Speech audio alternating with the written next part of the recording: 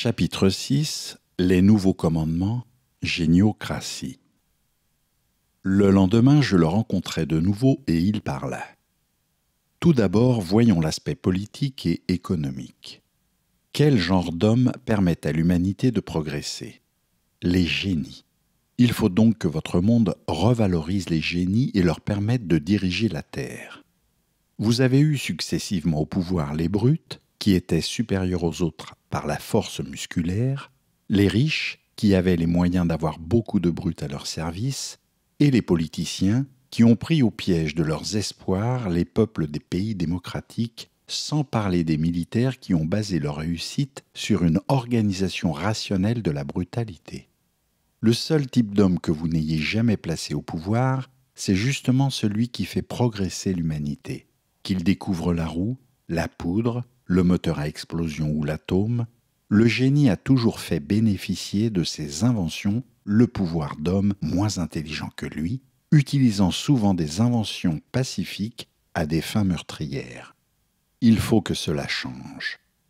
Pour cela, il faut supprimer les élections et les votes qui sont complètement inadaptés dans leur forme actuelle à l'évolution de l'humanité.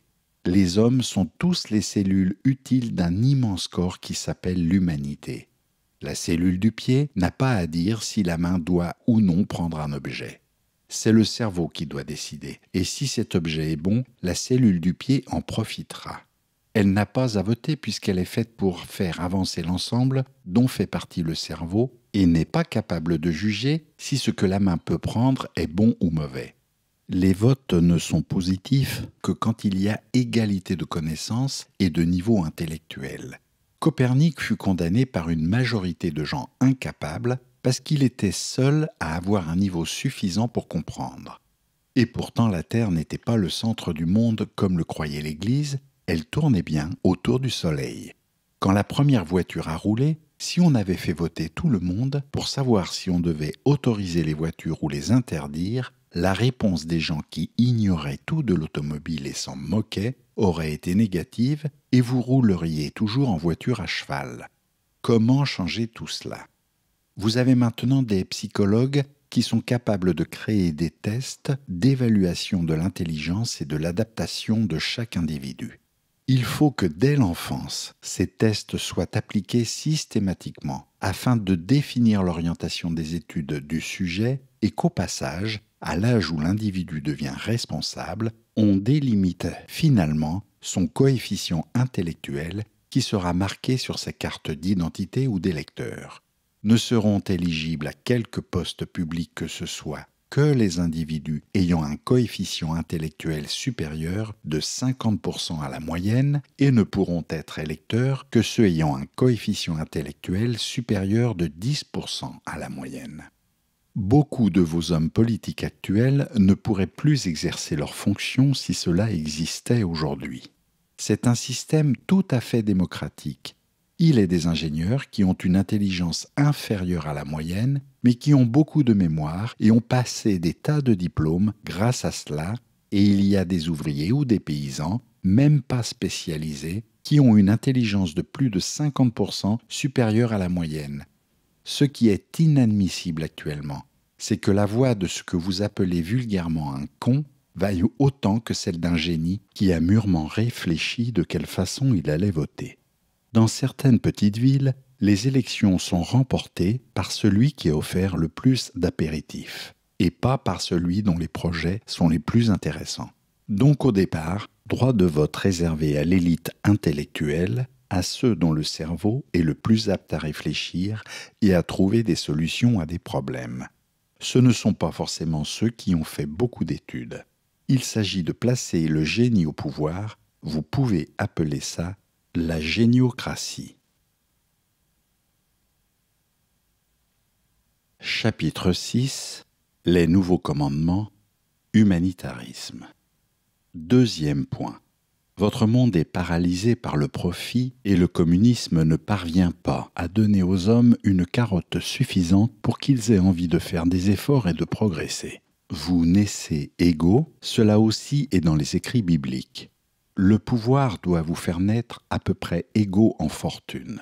Il est inadmissible que des enfants peu intelligents, puissent vivre dans l'opulence grâce à la fortune qu'ont amassé leurs pères, pendant que des génies crèvent de faim et font n'importe quelle basse besogne pour arriver à manger, délaissant ainsi des occupations où ils auraient pu faire des découvertes, profitant à l'humanité tout entière. Pour éviter cela, il faut supprimer la propriété sans instaurer pour autant le communisme. Ce monde n'est pas à vous, cela aussi est écrit dans la Bible. Vous n'en êtes que locataire. Ainsi, tous les biens doivent être loués pour 49 ans. Cela supprime l'injustice des héritages. Votre héritage, l'héritage de vos enfants, c'est le monde tout entier si vous savez vous organiser pour le rendre agréable. Cette orientation politique de l'humanité n'est pas le communisme. Elle se préoccupe de l'avenir de l'humanité. Appelez-la l'humanitarisme si vous voulez lui donner un nom. Prenons un exemple. Un homme a terminé ses études à 21 ans et il veut entrer dans la vie active. Il choisit une profession et gagne de l'argent. S'il veut, ses parents étant toujours vivants, se loger, il achète une maison, il loue en réalité une maison ou un appartement pour 49 ans à l'État qui l'a fait construire. Si l'habitation est estimée à 100 000 francs, il paiera cette somme par mensualité pendant 49 ans. À 70 ans, 21 plus 49, il aura payé sa maison et pourra y vivre en ne payant plus rien jusqu'à sa mort. À sa mort, cette maison reviendra à l'État qui devra en laisser la jouissance gratuite aux enfants du décédé s'il en a. Supposons qu'il y en ait un. Celui-ci jouira toute sa vie gratuitement de la maison de son père. À sa mort, son enfant pourra lui aussi jouir de la maison familiale, et ceci éternellement. L'héritage doit être complètement aboli, sauf pour la maison familiale. Ceci n'empêche pas le mérite de chacun d'être récompensé. Prenons un autre exemple. Un homme a 2 enfants. L'un est très travailleur, l'autre paresseux. À 21 ans, ils décident chacun de suivre leur propre chemin. Ils loueront chacun une maison d'une valeur de 100 000 francs. Le travailleur gagnera très vite plus d'argent que le paresseux. Il pourra alors louer une maison coûtant 2 fois plus cher à la place de la première. S'il en a les moyens, il pourra même louer les deux, l'une lui servant de maison de campagne. Il pourra aussi, si ses économies sont fructueuses, faire construire et louer lui-même pour 49 ans cette maison, l'argent lui revenant. Mais à sa mort, tout reviendra à la communauté, sauf la maison familiale qui reviendra à ses enfants. En quelque sorte, un homme peut faire fortune pour lui, selon son mérite, mais pas pour ses enfants. À chacun son mérite. Pour des entreprises commerciales et industrielles, c'est la même chose. Celui qui a créé une affaire, elle est à lui pendant toute sa vie et il peut la louer, mais jamais pour plus de 49 ans. Les agriculteurs aussi, leurs terres, ils peuvent les louer pour 49 ans afin de les exploiter. Après, elles reviennent à l'État qui pourra les relouer pour 49 ans. Le fils peut les relouer pour 49 ans. Il doit en être ainsi pour tous les biens qui demeurent exploitables, rien n'est changé quant à la valeur des choses. Actions, or, entreprises, argent liquide, immeubles, tout ce qui peut avoir de la valeur, tout appartient à la communauté, mais peut être loué pour 49 ans par ceux qui en ont acquis les moyens par leur mérite et leur travail. Ainsi, un homme ayant fait fortune vers l'âge de 40 ans pourra faire construire des immeubles, les louer en appartement pour 49 ans et jouir de cet argent jusqu'à sa mort. Ensuite, l'argent provenant de ces locations reviendra à la communauté. Cet humanitarisme est déjà prescrit dans la Bible. Tu compteras pour toi 7 sabbats d'année, 7 fois 7 années, 49 ans. Quand donc tu feras une vente à ton prochain ou que tu achèteras de la main de ton prochain, ne vous lésez pas l'un l'autre. D'après le nombre d'années, après le jubilé, tu achèteras de ton prochain, d'après le nombre d'années de production, il te vendra. Selon qu'augmentent les années, tu augmenteras son prix, et selon que diminuent les années, tu diminueras son prix, car c'est un nombre de production qu'il te vend. Terre ne se vendra pas à perpétuité, car la terre est à moi, tandis que vous êtes des hôtes et des résidents chez moi. Lévitique 25, 8, 14, 16, 23. Si le génie est admis au pouvoir, il comprendra l'utilité de ces réformes.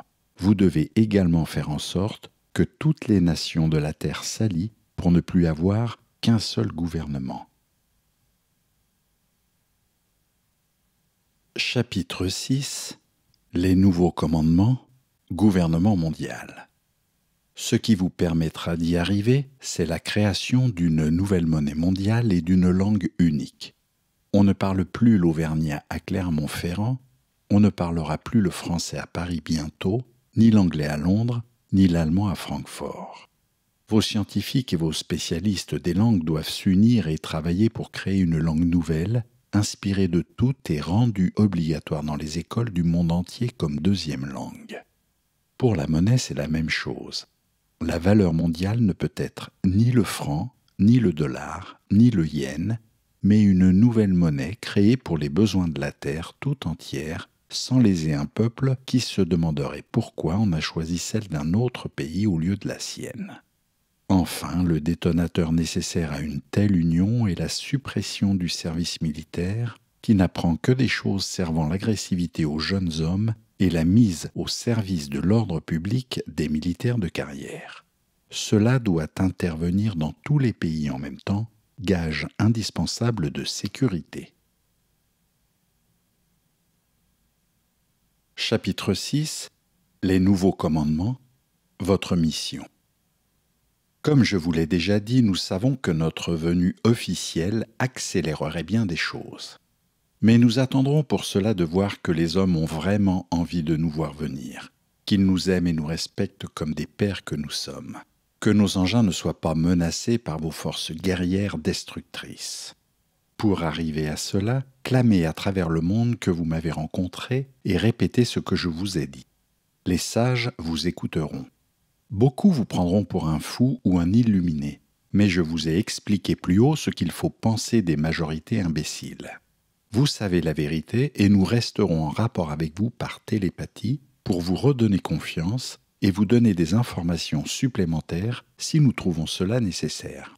Ce que nous voulons, c'est voir s'il y a suffisamment de sages sur la Terre. Si un assez grand nombre vous suivent, nous reviendrons au grand jour. Ou dans l'endroit que vous aurez fait aménager pour nous accueillir. Faites construire une résidence dans un pays agréable au climat doux, comprenant 7 chambres, toujours prêtes à recevoir des invités, ayant chacune une salle de bain, une salle de conférence pouvant recevoir au moins 21 personnes, une piscine, une salle à manger pouvant accueillir 21 personnes. Cette résidence devra être construite au milieu d'un parc. Elle devra être à l'abri des regards indiscrets. Le parc sera entièrement clos de murs, empêchant de voir la résidence et la piscine. La résidence devra être située au moins à 1000 mètres du mur entourant le parc. Elle aura au maximum un étage de haut et devra être dissimulée des abords du mur par un rideau de végétation. 2 entrées existeront dans le mur d'enceinte, l'une au nord, l'autre au sud. La résidence possédera aussi 2 entrées. Sur le toit de la résidence, il y aura une terrasse sur laquelle pourra se poser un engin de 12 mètres de diamètre. Un accès de cette terrasse à l'intérieur est indispensable. L'espace aérien situé au-dessus et aux abords de cette résidence ne devra pas être soumis à une surveillance militaire directe ou effectuée par radar.